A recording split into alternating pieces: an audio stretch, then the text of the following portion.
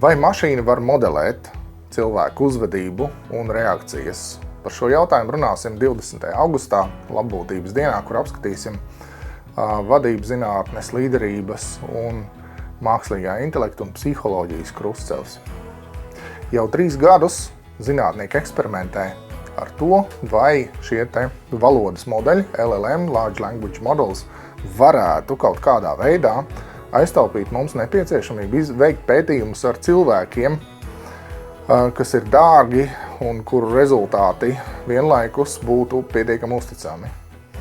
Un izrādījās, ka vismaz 2024. gadā tika pierādīts, ka ChatGPT-4 spēja prognozēt sociālu eksperimentu rezultātus pat labāk nekā cilvēki. Tur par nelielu atšķirību, bet tas bija labāk. Tas notiek vismaz grupu līmenī. Tātad cilvēku grupu uzvedību var prognozēt. Sliktāk iet ar reāliem nākotnes notikumiem. Tur eksperti grupā, īpaši kompetenti eksperti, joprojām ir labāki par mašīnām.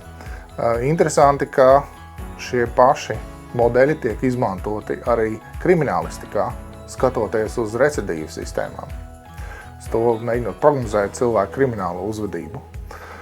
Gala rezultātā tomēr nāk secināt, ka problēma nav valodas moduļos, problēma ir tajā, ka cilvēku uzvedība ir pārāk stohastiska, tas ir atkarīgi no visādām nejaušībām. Proti, ja es rītdien satieku savu mūža mīlestību, mana uzvedība rītdien pilnīgi mainīsies, un to neviens paredzēt nevarēs.